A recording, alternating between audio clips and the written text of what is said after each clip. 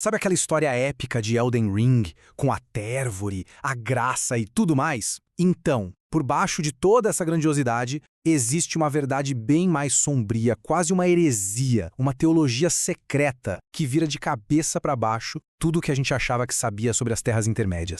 E o ponto de partida para essa história toda é essa frase aqui, da Raya. Presta atenção, a vontade maior cometeu um erro. Isso é uma bomba. A ideia de que o universo do jogo não é uma obra divina, um presente, mas sim um acidente, uma falha cósmica que deu origem a tudo. E aqui a gente vê o conflito central. De um lado, tem a propaganda da Ordem Dourada, né? Aquela história de que o mundo é uma bênção. Mas do outro lado, a verdade gnóstica escondida na lore é que o mundo nasceu de uma fratura, de uma quebra. Todo o sofrimento, toda a dor veio desse acidente primordial. Mas o que foi que se quebrou, afinal? O grande um. Tenta não pensar nisso como um deus com barba e tudo mais. É mais um estado de ser, humanidade perfeita, onde não existia separação, nem dor, nem eu ou você. Era o todo. No gnosticismo isso tem um nome, pleroma, que significa a plenitude. E a consequência dessa quebra é sinceramente assustadora. Porque nessa visão, o simples fato de você existir como um indivíduo separado daquela totalidade não é uma dádiva, é um exílio. A sua própria consciência é a fonte do seu tormento. Cada alma que nasce é uma alma exilada nesse mundo quebrado.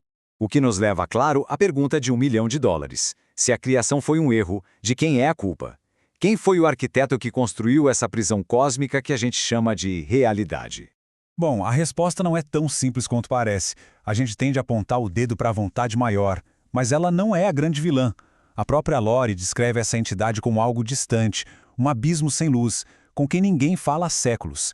Ela não é um deus tirano, mas sim um deus ausente. E o vácuo que essa ausência deixou foi preenchido por algo bem pior. E para entender isso, a gente precisa de um conceito-chave do gnosticismo, o demiurgo. Pensa nele não como Deus supremo, mas como um criador inferior. Um tipo de artesão que é cego, arrogante e que constrói o mundo material de forma imperfeita, por pura ignorância, prendendo a centelha divina de todos nós dentro da matéria. Em Elden Ring, essa figura do demiurgo, do artesão cego que constrói uma prisão achando que está fazendo um palácio, tem um nome: Metyr, a Mãe dos Dedos. Uma personagem super trágica, que aparece na expansão e meio que redefine toda a hierarquia divina do jogo. A história dela é muito triste. Metyr foi enviada como uma mensageira, mas ela caiu, se quebrou e foi completamente abandonada. Sozinha, sem contato com a vontade maior, ela começou a criar por conta própria e assim nasceram os 2 dedos. E esses dedos, bom, eles governam um mundo baseado em mensagens antigas, distorcidas, basicamente perpetuando uma mentira.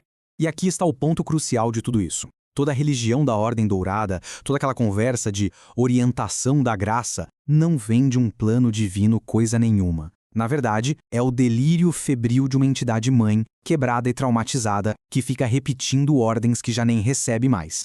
Ok, então isso leva a gente para outra questão. Num sistema tão falho, construído em cima de um trauma, será que ninguém de dentro percebeu a verdade? Será que ninguém tentou se rebelar? A resposta é sim. E essa rebelião veio do lugar mais improvável possível. Para a gente entender essa rebelião, a gente precisa conhecer Sofia, do mito gnóstico. Ela é uma emanação divina que, por um erro, por uma paixão, acaba causando a criação do mundo material. E depois, cheia de arrependimento, ela passa a vida toda tentando consertar a catástrofe que ela mesma causou. E a Rainha Marika é a Sofia de Elden Ring. Olha só a jornada dela. Primeiro, ela vira uma deusa e cria a Ordem Dourada, tirando a runa da morte e criando essa prisão de vida eterna. Mas aí, ela desperta, ela percebe o horror que criou, e num ato de rebeldia total, ela mesma despedaça o Anel Prístino para destruir a própria ordem que ela fundou. E esse conflito interno dela se manifesta na sua dualidade com o Radagon. É como se fossem 2 pessoas no mesmo corpo. Marika é o espírito rebelde, querendo quebrar as correntes. Já Radagon é o dogma, o cão leal da ordem que tenta a todo custo consertar a gaiola que ela quebrou. É uma guerra civil teológica dentro de uma pessoa só. Essa visão gnóstica também divide a humanidade em, digamos, 3 tipos de pessoas. Primeiro, os ílicos, que são puramente materiais, presos à terra. Depois, os psíquicos, que têm a alma, mas buscam a salvação seguindo as regras do sistema, tipo o irmão Corrin. E por fim, os pneumáticos, que são aqueles que carregam a tal centelha divina e têm o poder de enxergar a verdade e quebrar as regras.